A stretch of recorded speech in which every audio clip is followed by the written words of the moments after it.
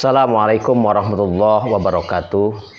Bismillahirrahmanirrahim. Alhamdulillahirabbil alamin. Wa bihi nasta'inu ala umuri dunya waddin. Asyhadu an la ilaha illallah wahdahu la syarikalah wa asyhadu anna Muhammadan abduhu wa rasuluhu alladzi la nabiyya ba'dah. Pemirsa DMI TV yang berbahagia, alhamdulillah kita bisa bertemu kembali di bulan Ramadan ini dalam acara khusus, yaitu bincang-bincang bersama Bank Jabar Syariah. Dan alhamdulillah telah hadir di studio kami Bapak Adian Yunadi, pimpinan KCP Kantor Cabang Pembantu Cianjur. Kemudian juga hadir Bapak Haji Dedi Wijaya LCMH, beliau salah satu pengurus DMI Kabupaten Cianjur yang membidangi tentang ekonomi syariah. Pemirsa berbahagia, kita lanjut saja pada bincang-bincang ini. Pak Adian, ini cukup menarik ya. Di semaraknya perbankan sekarang itu muncul bank syariah. Dulu kan bank syariah itu belum begitu populer, tapi sekarang semua bank konvensional itu sudah mulai ada cabang syariahnya, termasuk Bank Jabar itu ada bank syariahnya. Pertanyaannya, apa prinsip utama sistem perbankan syariah itu? Ya. Baik Pak, untuk bank syariah sendiri Pak memang betul saat ini sedang berkembang di Indonesia Pak. Yeah. Ini bermula dari tahun 92 Pak ya, setelah diundang-undang disahkan oleh negara. Alhamdulillah bank syariah semakin kesini semakin berkembang Pak. Adapun yang mungkin ini menjadi salah satu solusi apa ya bagi masyarakat, di mana banyak masyarakat yang menginginkan untuk bisa bertransaksi sesuai dengan prinsip-prinsip syariah Pak. Karena bank syariah ini memang dalam pengelolaannya, dalam operasionalnya harus berprinsip pada syariah dan keutamaan Al-Quran dan hadis. Nah. Ya baik Pak, ini kan di kita ini belum bisa, masyarakat kita itu masih awam Pak tentang bank syariah. Kan di pelosok-pelosok itu ada banknya, bank konvensional, ke kecamatan-kecamatan, karena sebelum syariah belum menyampai kecamatan tertentu ya, hanya seputar kota saja. Masyarakat itu belum bisa membedakan antara perbankan syariah dengan bank konvensional.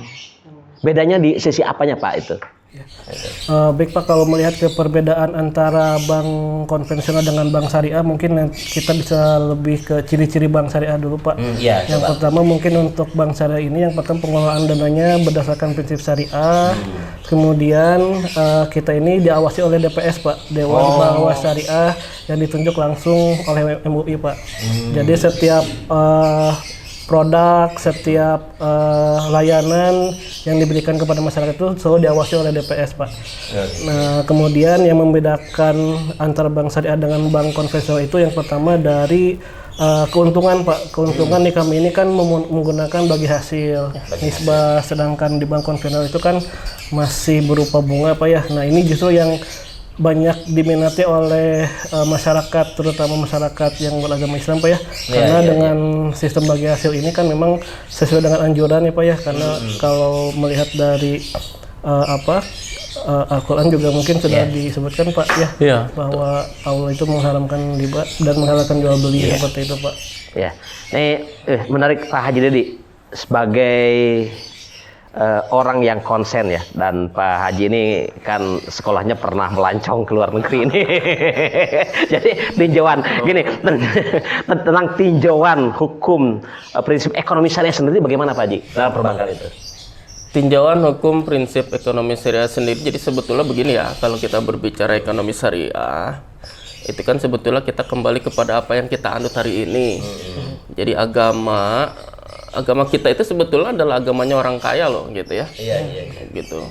Rukun Islam kita, sholat, terus apa? Zakat, saum, haji. Itu semuanya memerlukan yang namanya dana. Sholat salah satu syarat rukun saja, misalkan dia harus menutup aurat. Iya, betul. Yang namanya menutup aurat itu kan harus membeli pakaian, gitu kan? Dan itu tidak mungkin dimiliki oleh seseorang kalau dia tidak memiliki dana untuk membeli. Apalagi kalau berbicara tentang zakat. Jadi luar biasa sekali. Oleh karena itu, tentu ini merupakan salah satu momen yang sangat baik juga.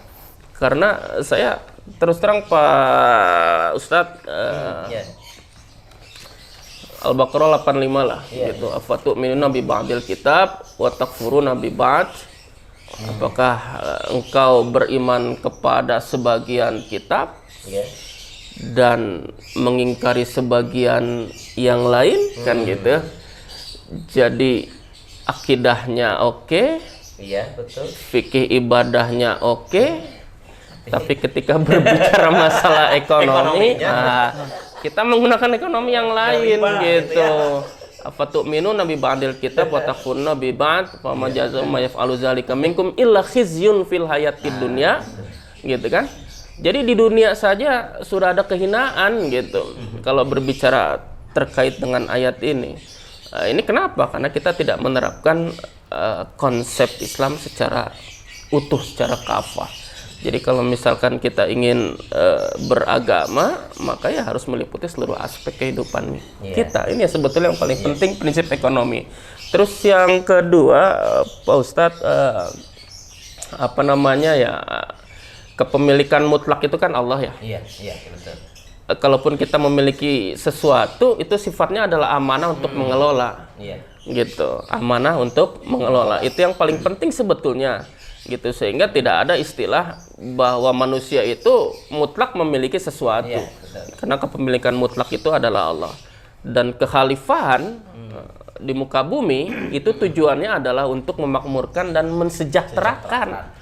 Gitu, hari ini kan begitu ya gitu. Jadi bank juga sebetulnya tujuannya itu gitu, memakmurkan dan mensejahterakan gitu. Makanya biasanya kalau dalam wadiah yadudomana atau misalkan mudharabah, itu ada bonus yang diberikan oleh pihak bank kepada si nasabah gitu, walaupun tidak diperjanjikan di awal dan itu diperbolehkan. Tapi kalau sistem bunga itu kan sudah diperjanjikan di awal ya. Gitu. Jadi keuntungan dia misalkan 7%. Usahanya mau gagal atau usahanya bagus, tetap saja dia keuntungannya 7% dari dana yang dimiliki gitu. Jadi untung rugi harus segitu aja. Iya, untung rugi harus segitu. Inilah yang kita sebut dengan ketidakadilan. Tapi kalau prinsip mudharabah bagi hasil, ya tadi gitu. Jadi sistem ekonomi yang adil dan berkeadilan itu tercipta. Gitu, sehingga ada kemungkinan orientasi kita untuk makmur dan sejahtera itu akan terwujud. Jadi ya alhamdulillah lah, seperti itu kira-kira pendekatannya gitu lah. Baik, terima kasih nih Pak Jadi penjelasannya. Kemudian Pak Adian nih, apa saja produk dan layanan yang ditawarkan Bank Syariah hari ini, Pak? Untuk Bank Syariah sendiri, Pak, memang sama dengan bank konvensional, kita untuk fungsinya ada 3 ya, Pak ya. Yang pertama untuk penghimpunan dana, Pak. Penghimpunan dana, kemudian untuk penyaluran dana, kemudian untuk layanan jasa perbankan lainnya, dan mungkin terakhir ada fungsi sosial, Pak. Oh iya. Di Bank Syariah itu, Pak. Nah, untuk penghimpunan dana kita produknya ada tabungan, ada giro, ada deposito, semuanya memang memiliki akad tersendiri, Pak. Misalnya kayak deposito kan kita pakai akadnya mudharabah. Jadi ketika misalnya Bank Syariahnya untung besar, bagi hasilnya juga besar, ngikutin gitu, Pak. Gitu. Nah, untuk penyaluran dana kita juga ada pembiayaan, Pak. Ada pembiayaan itu bisa untuk sifatnya konsumtif, misalnya untuk jual beli pembelian rumah atau kendaraan bermotor. Nah, kemudian ada juga untuk yang modal kerja, Pak, investasi itu juga kita fasilitasi.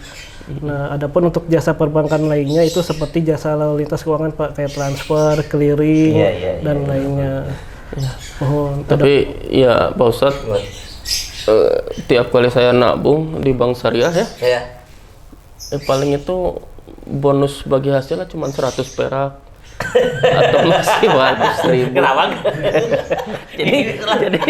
jadi nggak pernah gitu dalam 1 bulan kita dapat hasil sampai 100.000 gitu misalkan gitu dalam tiap bulan. Itu karena emang dananya kecil atau gimana itu sih sebetulnya perhitungannya? Sebenarnya untuk perhitungannya memang untuk karena sistemnya bagi hasil, Pak, jadi kita tidak bisa menentukan setiap bulannya. Jadi nanti tergantung pendapatannya bank, Pak. Makanya untuk Bank Syariah ini kan selalu diawasi itu ya mana Bank Syariahnya harus amanah gitu, Pak.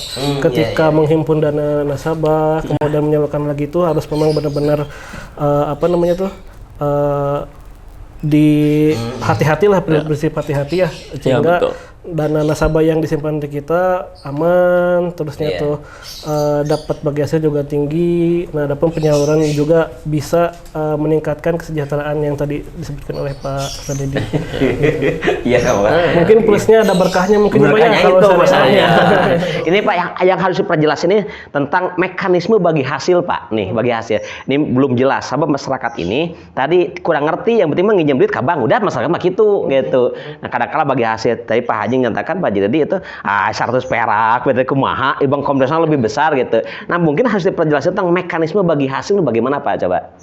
Untuk bagi hasil. Sebagai contoh aja beri contoh nanti gitu. Ya Pak. Untuk bagi hasil di simpanan Pak ya. Ya. Kayak tabungan seperti itu. Memang perbedaannya mencoloknya di ketika kita bagikan Pak. Karena kalau di bank itu kan dibagikan tuh ketika apa namanya tuh jatuh tempo ya Pak ya. Maksudnya nabungnya tanggal berapa nanti dapat tabungannya berapa. Kalau di bank syariah itu menunggu dulu pendapatan real banknya Pak.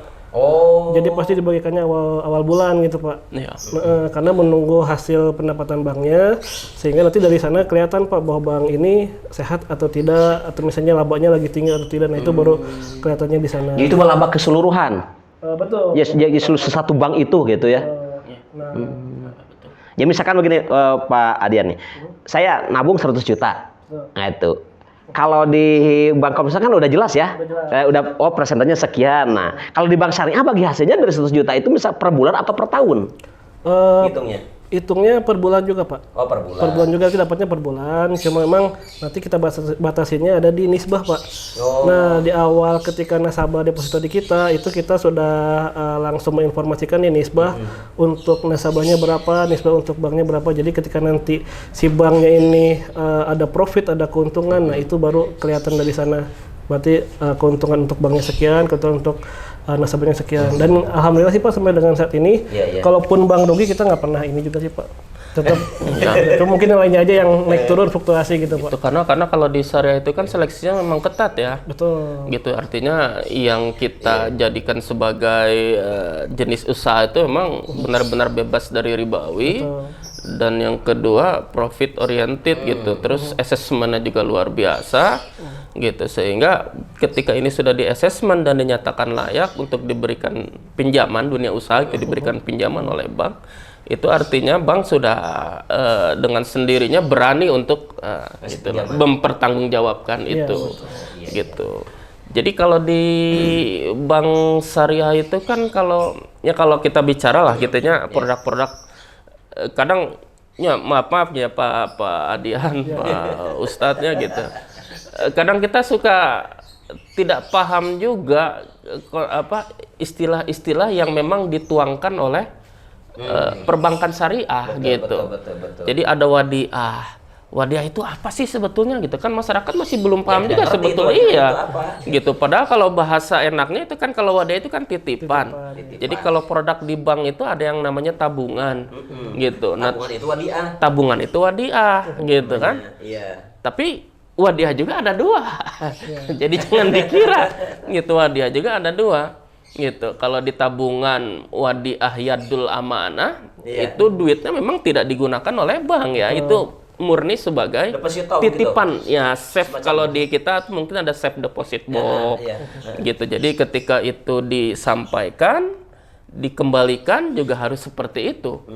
Tidak diperjanjikan di awal akan memberikan bonus, memang tidak ada bonus gitu karena duitnya juga tidak digunakan. Ya dibekukan aja, hanya nitip aja di bank gitu. Nitip saja.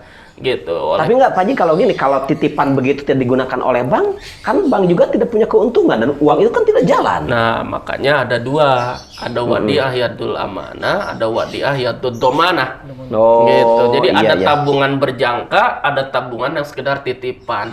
Jadi kalau di bank itu wadiah yadul amanah itu sifatnya, nah kalau yang paling gampang lah safe deposit box gitu, orang punya emas mungkin disimpan di situ atau punya duit takut misalkan di rumah ada maling atau takut misalkan sama istrinya karena disimpan di mana-mana juga gitu kan, disimpan di mana-mana juga Atau tujuan yang lain. ketahuan gitu, terus disimpan di peci juga ketahuan sama istrinya, takut dia sama Nggak usah istrinya di bank ya, aman. nggak usah di bank, aman lah gitu, jadi seperti itu. Iya. Mungkin ya gitu ya, mungkin seperti itu ya gitu. Nah, memang kebanyakannya wadiah yang digunakan oleh bank itu adalah wadiah ya dodomana gitu, sama dengan mudorobah juga ada yang kita sebut dengan investasi ya. Ya investasi ya. Mudorobah ya betul. Nah, mudorobah gitu, investasi itu kan berjangka, ada yang 3 bulan, 6 bulan, 12 bulan gitu ya. Nah, ini kalau misalkan nasabah itu memang dirasa menguntungkan dan nyaman, ini bisa diperpanjang gitu, investasi itu gitu. Jadi ya itulah kira-kira mungkin yang masyarakat hari ini belum tahu istilah-istilah itu, atau mungkin ada pemahaman lain, oh syariah itu hanya sekedar melabelisasi produk-produk konvensional yang betul. sudah ada. Sekarang itu yang berkembang ini Pak Adian yang berkembang Jadi begitu. tabungan sudah ada. Sekarang diganti namanya jadi produk syariah. wadiah gitu. Investasi sudah ada, sekarang diganti dengan mudharabah. Gitu, hanya sekedar itu saja gitu, masyarakat pemahaman, padahal itu salah besar. Soalnya gini, dari kalangan masyarakat itu ada pemahamannya, sama aja ke bank syariah juga, cenah gitu mahal gitu. Nah itu sama dengan bank konvensional. Nah memang ada pemahaman semacam itu di masyarakat itu, gitu. Ya baik Pak, jadi memang untuk case-case seperti itu Pak di kita, makanya supaya tidak keluar dari jalur Pak. Nah setiap produk itu pasti ada akadnya Pak. Akad. Paling membedakan itu. Jadi ketika nasabah akan menggunakan produk apa nih misalnya, nanti di sana kita ada semacam tanda tangan di akad gitu Pak.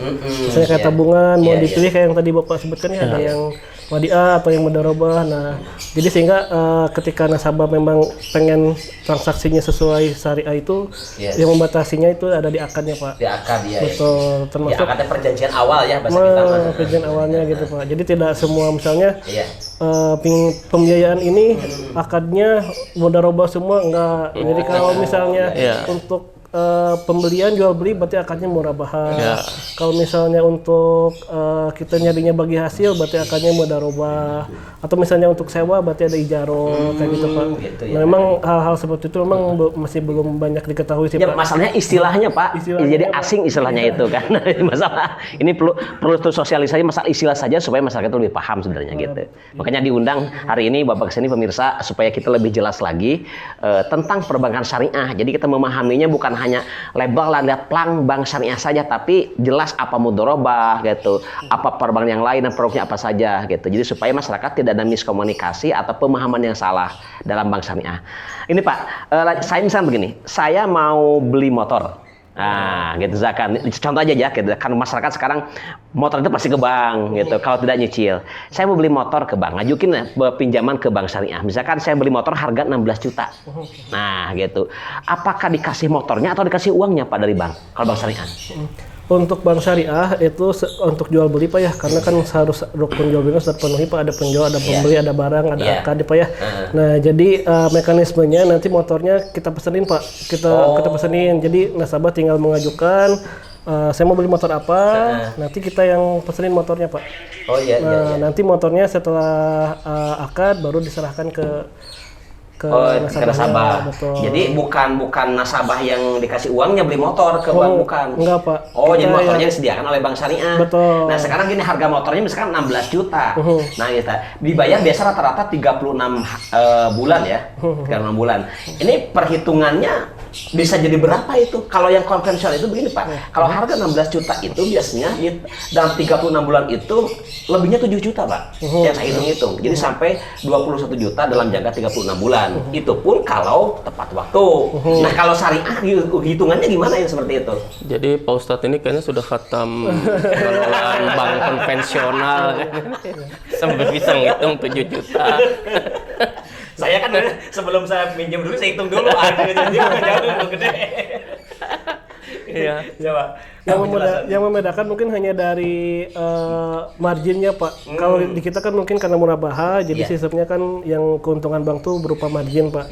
Nah itu yang ditetapkan di awal gitu Pak. Biasanya kan kalau di luar bank syariah itu biasanya mungkin berapa persen gitu ya dari plafon. Nah kalau kita langsung memberikannya margin Pak, dan itu harus disetujui oleh nasabah di awal.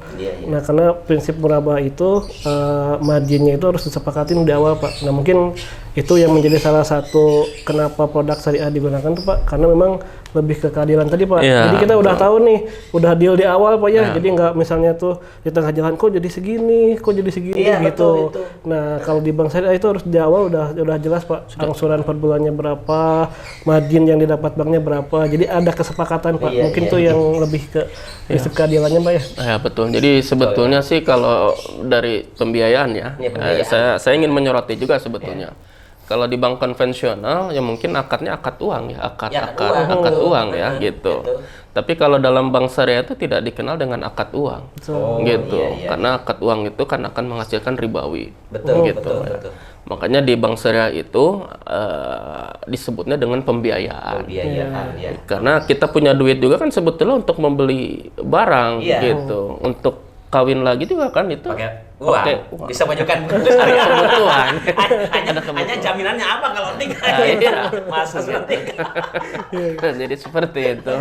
Nah biasanya kalau untuk pembiayaan ini lebih banyak bank syariah itu menggunakan akad murabahah. Jadi jual beli dengan harga asal dengan tambahan keuntungan. Tinggal kan sekarang kita berbicara tambahan keuntungan yang wajar itu berapa sih? Kan gitu. Betul. Kan gitu. Jadi masyarakat kalau misalkan Pak Adian membelikan motor untuk Ustadz Rahmat gitu, harga motor 12 juta misal gitu ya. Motor second gitu, rodanya ngan hiji misalkan ya gitu. Karena hoyongna gitu kan gitu. Karena di rumah sudah ada rodanya satu lagi gitu dan jadi sekaliannya rodanya hiji, ngirit lah itu sama 12 juta misalkan. Tadi kan yang ingin diketahui itu berapa sih harga jual kembali kepada Ustadz Rahmat dari 12 juta. Ya kalau berbicara masalah penetapan harga kalau bank syariah itu kan sudah mencantumkan beberapa item gitu. Jadi ada pengantaran, jasa pengantaran itu kan harus dibayar gitu kan. Ujuk-ujuk enak motor jalan sendiri ke rumah kan mal mungkin gitu. Itu juga harus masuk dalam berkas akad gitu. Pengantaran, pengemasan, termasuk administrasi nukarar itu. Nah, itulah makanya bank syariah itu memang harus berlaku transparan gitu di awal. Makanya dalam akad ulah barisare gitu kan orang dibaca kudu dibaca gitu. Aina harga asal berapa, dijual lagi berapa, kok bisa jadi segini misalkan ya gitu. Apa saja item-item yang termaktub di dalam akad tersebut ini harus dibaca. Ini kan kadang kita boro-boro karena memang tebal juga ya Pak Dian ya gitu. Kadang ada berapa lembar gitu. Yang penting mah teken beres lah semuanya gitu. Itu tidak dibaca seperti itu gitu. Sebetulnya memang ada yang masih bisa dinegosiasikan. Gitu. Gitu. Ada item-item yang masih bisa dinegosiasikan, tapi kan ya tadi yang namanya nasabah itu kan nggak mau ribet gitu. Karena konsep dari akad di bank syariah itu kan antarodin. Wala taqulu amwalakum bainakum bil batili lan takuna tijaratan antarodin gitu. Jadi intinya kan seperti itu gitu. Terus masalah penetapan harga, Rasul juga dulu pernah membeli kambing kemudian menjualnya dengan harga 100% gitu. Terus Zubair bin Awam pernah membeli sepetak tanah dengan harga 1.700, kemudian anaknya menjualnya dengan harga 1.600.000 gitu pada waktu itu gitu dirham ya gitu. Tapi dalam fikih Wahbah Zuhaili walaupun sudah ditetapkan bahwa harga yang wajar itu sepertiga gitu. Sepertiga dari harga asal. Gitu. Sepertiga dari harga asal gitu. Tapi ada sebuah hadis Ustadz, ketika para sahabat pada waktu itu kan biasalah Rasul kan ketika datang pertama kali ke Madinah, berbicara dengan Abdurrahman bin Auf, dullani ala sukikum, kan gitu. Iya, betul. Jadi tunjukkan kepadaku di mana sih pasar, gitu kan? Pasar kalian tuh di mana, gitu. Dan kemudian Rasul membuat pasar tandingan, gitu. Pasar tandingan dari pasar Yahudi yang pada waktu sudah ada. Gitu. Fungsinya pasar, tadi. Pasar syariah. Pasar syariah, gitu. Makanya sekarang kan banyak digalakan pasar syariah, gitunya. Pasar syariah seperti itu. Ini kan memang seperti itu, gitu. Jadi ketika para sahabat ini ketika sudah jadi pasar ya, para sahabat bertanya kepada Rasul, ya Rasul, tetapkanlah harga bagi kami, gitu. Tetapkanlah harga bagi kami. Berapa sih sebetulnya yang harus kami jual, gitu. Kata Rasul, harga yang tinggi ataupun harga yang murah itu merupakan anugerah dari Allah Subhanahu wa Ta'ala. Gitu. Jadi Rasul sendiri sebetulnya tidak memberikan patokan harga. Bahkan harga itu ditetapkan oleh mekanisme pasar. Gitu. Hanya saja ya, jadi jangan sampai kemudian kita memonopoli harga, menentukan harga seenaknya. Bahkan Umar bin Khattab pada waktu itu pernah sidak ke pasar, melihat ada seseorang yang kemudian menaikkan harga seenaknya, lalu dikeluarkan oleh Umar bin Khattab gitu dari pasar tersebut. Gitu. Jadi karena memang pemerintah itu punya kewenangan untuk melakukan pengawasan secara ketat. Gitu. Jadi itu sebetulnya tidak intervensi tapi melakukan pengawasan secara ketat. Gitu. Ya, baik nih, cukup menarik nih bersama syariah. Kemudian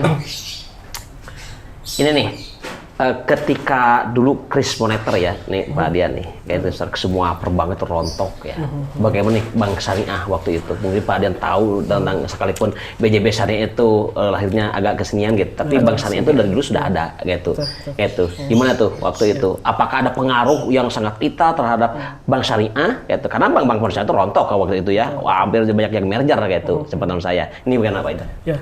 Jadi justru pada waktu krisis ekonomi dulu Pak ya, bahkan bank syariah yang bertahan itu bank syariah malah Pak, dibandingkan dengan bank-bank konvensional. Kenapa? Karena kan kalau bank konvensional itu kan mengikuti suku bunga yang berjalan Pak. Nah, itu betul. Sedangkan kalau kita di bank syariah ini kan tidak terpaku pada itu Pak. Gitu. Jadi sehingga ketika bank-bank lain harus mengikuti tingkat suku bunga yang tinggi, harus bayar ke investor sekian, kemudian nasabah yang minjem juga harus bayar sekian, itu kan jadi operasionalnya jadi nggak ini Pak, jadi pilot Pak. Sedangkan karena kita bank syariah ini sudah jelas Pak ya, ada akad ada apa gitu, jadi nggak terpengaruh Pak mau suku bank naik, gitu. Ya jadi kayak tadi juga mungkin Bapak mau beli motor harga berapa, jangka waktu berapa, angsuran itu nggak terpengaruh dari suku bunga Pak. Sampai dengan lunas Bapak tetap segitu gitu Pak. Walaupun motor itu sudah dijual lagi ke orang. Jadi iya sih, enggak bahaya gitu, karena nasabah itu tidak wajib untuk segera melunasi ketika barang itu sudah dijual kembali misalkan. Gitu, tidak wajib untuk segera melunasi. Iya, harus dibayar gitu. Harus dibayar. Tapi kalau ini misalkan dari motor itu nggak bisa membayar ya atau sekian, itu ada penarikan nggak itu kalau di bank syariah penarikan barang? Di kita tentu pasti ada ketentuannya Pak, ada prosedurnya, karena kan memang ini termasuk salah satu prinsip kehati-hatian kita Pak, karena kan ada dana nasabah juga yang dihimpun di kita nih, kan kita juga berarti harus amanah, harus mengembalikan. Nah, kenapa mungkin ada prosedur ke arah sana? Ya memang karena dananya kan dana nasabah, jadi kita juga dari pihak bank harus membalikan utuh. Makanya ditempuh jalur-jalur prosedur seperti itu. Cuma mungkin dalam penanganannya, dalam lapangannya mungkin tidak seperti iya main tarik leasing gitu kan. Baik Pak, ini Pak Dian cukup menarik sekali itu Bang tentang bank syariah, dan alhamdulillah saya sedikit ada pencerahan gitu tentang bank syariah. Saya tidak tahu bank syariah Pak, saya mah tahu ATM aja digunakan gitu. Jadi sistem itu nggak pernah dipakai. Soalnya belum pernah minjem gitu, nanti mau pinjam aja kalau gitu tahu. Yang kedua juga memang harus diluruskan gitu. Jadi ada anggapan memang bank syariah itu lebih mahal daripada bank konvensional. Yang harus diluruskan masyarakat. Itu. Yang pertama, adanya bank syariah itu kan sebetulnya bottom up. Bukan top down. Jadi inisiasi dari masyarakat, karena di tahun 80 itu kan banyak kajian diskusi tentang bank syariah. Sampai lahirlah Baitul Tamwil Salman Bandung. Terus Koperasi Ridho Gusti di Jakarta. Itu menganut prinsip bank syariah. Nah, di tahun 90 ada Lokakarya MUI dan Munas MUI yang kemudian membentuk tim perbankan MUI yang di 91 1 November mulailah terbentuk yang namanya Bank Muamalat. Gitu, itu pertama kali gitu bank syariah. Tapi masalahnya ketika Bank Muamalat itu hadir, regulasinya itu belum ada. Masih ada. Profesional ngacunya ya. Iya, hanya beberapa gitu, hanya beberapa yang mengatur tentang produk-produk tertentu. Gitu. Ini yang kita sebut dengan bottom up gitu. Jadi sampai hari ini kita masih merangkak seperti itu. Dan hari ini memang ya karena pemahaman masyarakat itu sudah lebih banyak memahami pengelolaan di bank konvensional gitu. Saya kira justru ini tanggung jawab kita gitu, masyarakat muslim untuk bagaimana bisa meningkatkan mutu bank-bank syariah yang ada di Indonesia itu menjadi bank yang bisa kompetitif dengan bank-bank lainnya gitu loh. Gitu. Sekarang kan kita memang lagi banyak membutuhkan dana ya gitu untuk namanya untuk meningkatkan kualitas dan mutu bahkan pelayanan juga di bank-bank syariah. Gitu. Inilah salah satu tanggung jawab kita masyarakat muslim yang hari ini memang kita harus membantu gitu. Makanya saya sependapat juga kalau DMI ke depannya itu gitu, ini ada semacam sosialisasi, mungkin bekerja sama dengan MES, bekerja sama dengan bank-bank syariah, karena bank syariah juga punya CSR ya, gitu. Bank syariah kalau kerja sendiri juga tidak akan optimal gitu, jadi harus menggandeng atau kerjasama dengan ormas atau lembaga-lembaga pendidikan gitu atau kemasjidan misalkan untuk mensosialisasikan program-program bank syariah atau dalam hal ini adalah fikih muamalah gitu. Ini saya kira merupakan salah satu potensi yang sangat luar biasa gitu. Karena kita pesantren banyak, madrasah banyak gitu kan. Agnia orang-orang muslim banyak. Agnia orang-orang muslim banyak gitu. Tapi ya tadi karena kan pemahaman yang kurang utuh terkait dengan bank syariah, ya akhirnya mandek gitu, stagnan di sini. Ya, baik, terima kasih nih, berbincangnya sangat hangat sekali nih. Kita harus ada episode kedua kayaknya, kan ini belum tuntas, kita bahas tuntas sampai dan yang lebih pentingnya itu bisa bagaimana nih bangsanya bisa kerjasama sosialisasi dengan Dewan Masjid Indonesia, itu lebih penting sebenarnya. Dan bagaimana kerjasama ini saling menguntungkan baik pihak bank atau pihak DMI. Pemirsa yang berbahagia, sayang sekali bincang kita dibatasi oleh waktu. Jadi pada intinya bahwa kita selaku muslim, ibadah kita itu harus nyunnah. Akidah kita harus bersih dari syirik, tapi ingat, ekonomi kita masih riba, sama saja dengan bohong. Jangan pernah ragu untuk menabung ke bank syariah, karena bank syariah itu bukan hanya masalah bunga atau bagi hasil, tapi masalah barokah dari Allah Subhanahu wa Ta'ala. Terima kasih. Assalamualaikum warahmatullahi wabarakatuh.